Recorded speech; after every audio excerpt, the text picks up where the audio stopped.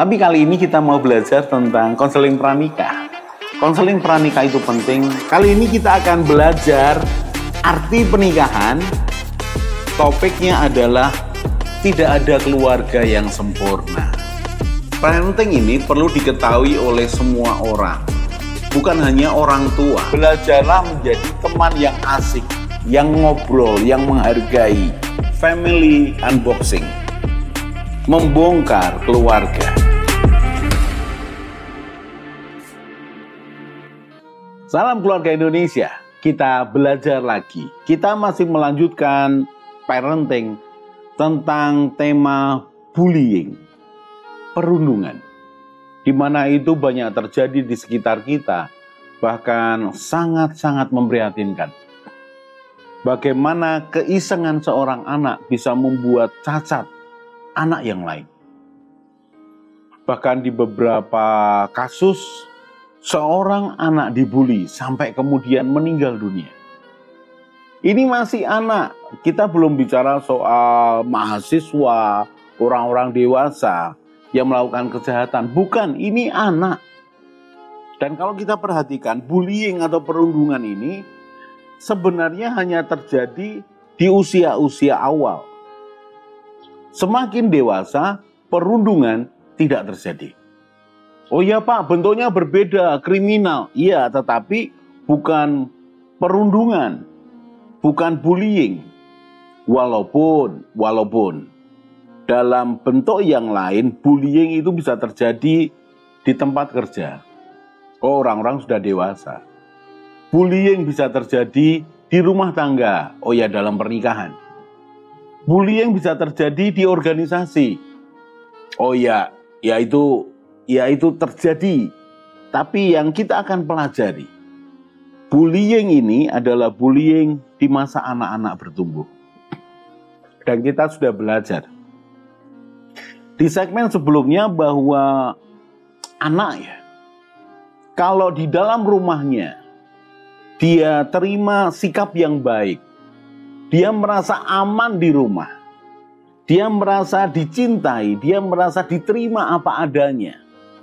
Dia terima perlakuan yang adil, yang proporsional dari papa mamahnya terhadap dia dan saudaranya yang lain. Maka anak ini akan merasa nyaman dan tidak ada dalam rumahnya yaitu bullying, perundungan, mengganggu terus-menerus sampai menyusahkan. Tidak, mengapa? Karena ketika dalam alami kenakalannya, seorang kakak mengganggu adiknya atau bahkan seorang adik mengganggu kakaknya, itu pasti pertama akan protes, teriak, dan kalau orang tuanya ada, pasti orang tuanya akan mencoba menegur atau menengahi. Memang agak repot kalau di rumah tidak ada orang yang menengahi atau menegur atau menasehati. Dengan mengatakan, jangan, nanti sakit. Jangan, kalian kan mesti rukun. Tidak ada nasihat yang keluar seperti itu. Maka seorang anak di rumah akan melakukan terus-menerus. Mengapa? Karena asik, karena lucu. Lucu. Melihat adik nangis atau kakak nangis itu hal yang menantang untuk dilakukan lagi gitu. Tapi kan konyol. Nah, perhatikan, bullying itu dimulai dari mana? Sebenarnya dimulai dari rumah. Dimulai dari contoh-contoh yang dilihat. Nah, sekarang kita akan lihat ya. Seberapa dampak bullying seorang anak di masa dia bertumbuh besar. Kalau di dalam segmen sebelumnya kita belajar bahwa kalau anak diterima apa adanya, dihargai, dirasa penting untuk keluarga, oh itu bagus sekali. Kalau seorang mama atau papa bisa mengatakan pada anaknya, kamu ini penting loh buat papa, kamu ini penting loh buat mama, kamu ini berharga. Kamu ini mengisi akan sisi kehidupan papa atau mama tentang kebahagiaan. tentang berbagi, dan banyak hal lagi yang lain. Perhatikan, ketika perkataan itu diterima seorang anak, dia ini merasa berharga. Dia tidak merasa kekurangan. Dia tidak mau mengganggu karena sudah berkali-kali mengganggu, ya, menggoda adiknya atau kakaknya, dan papa mamanya menegurnya, mengingatkannya. Sehingga dia mengatakan bahwa oh tidak baik itu. Mengapa? Papa mama sudah ngomong itu nggak baik. Itu merugikan kakakku, adikku, bahkan merugikan diriku sendiri. Jadi kita akan lihat nih. Seorang anak yang terbiasa digoda, nggak tahu dijewer, dijambak, dipukul oleh saudaranya. Mulai dari makan begitu, minta sesuatu nggak diberi lalu pukul. Wah. Mungkin pada waktu itu dia melakukannya dengan refleks karena merasa terganggu. Dalam tanda petik terancam makanannya diambil. Tapi kalau itu dibiarkan, maka itu akan bertambah, intensitasnya akan bertambah. Frekuensinya akan bertambah dan pukulannya bisa semakin keras. Tadinya cuma memukul tangan, kemudian mulai memukul lengan. Berikutnya lagi ketika itu sering terjadi dan tidak ditegur, dia memukul kepala.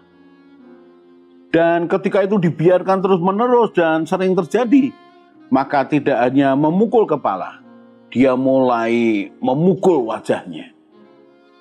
Itu mengapa terjadi? Karena memang dibiarkan atau dianggap lucu. Tapi sebenarnya itu adalah benih perundungan. Dia merasa berhak untuk mengganggu.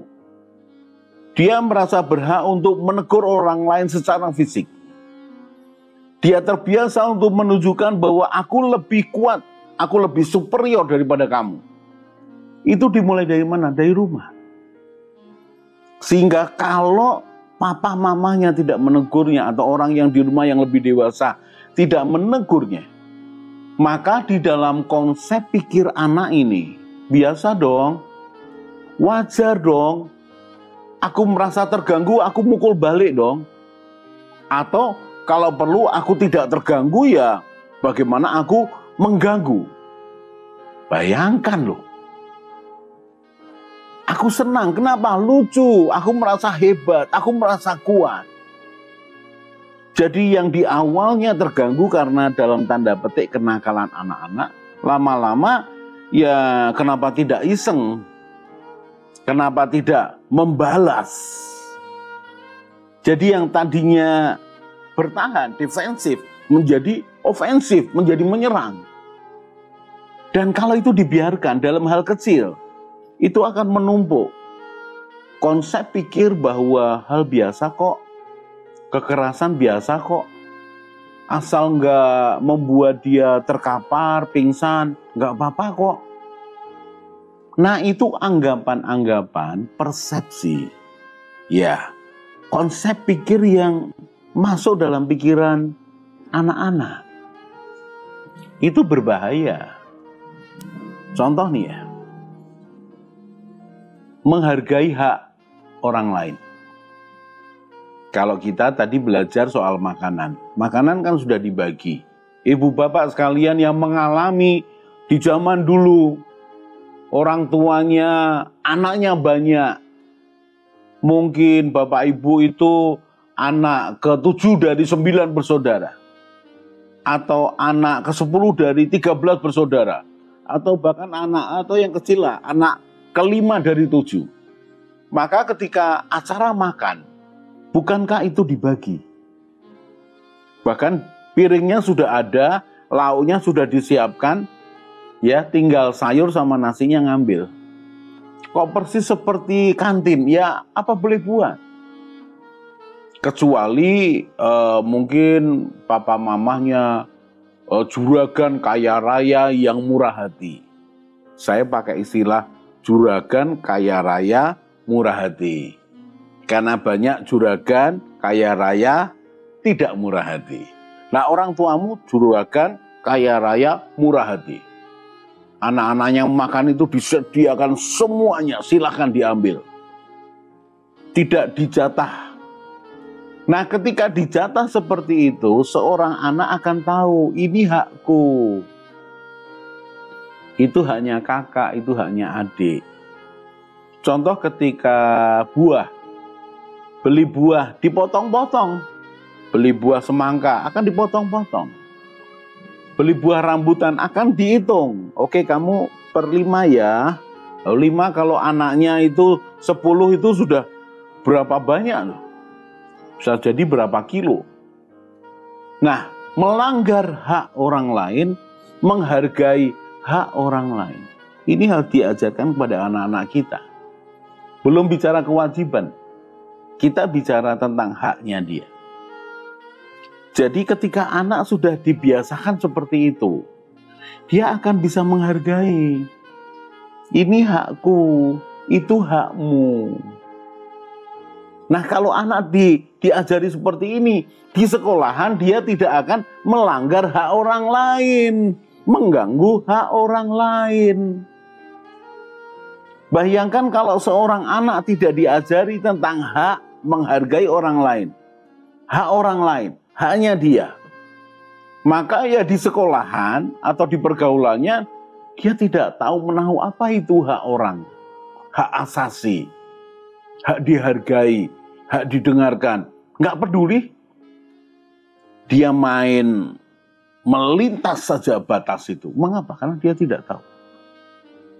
Jadi ternyata dari mana perundungan itu dimulai? Dari kebiasaan di dalam keluarga. Seorang anak yang tidak pernah diajar untuk menghargai hak orang lain, untuk menghargai, bahkan dia tidak menghargai keberadaan orang lain. Dia merasa superior karena sering mukul dan tidak ada yang menegurnya. Maka itu akan terjadi dalam hidup sosial dan di sekolahan. Sangat berbahaya. Lalu bentuknya seperti apa saja, Pak? Perundungan bullying itu bentuknya seperti apa saja? Yang sangat mengganggu. Yang kemudian bahkan mencelakakan. Kita akan lanjutkan di segmen berikutnya. Salam keluarga Indonesia. Mari bergabung dalam Keluarga Indonesia dengan cara subscribe channel ini. Di Keluarga Indonesia, kita akan belajar bersama tentang pranikah, pernikahan, keluarga, parenting, mertua menantu, dan juga family unboxing. Jadi jangan lupa share kepada teman dan keluarga dan juga subscribe.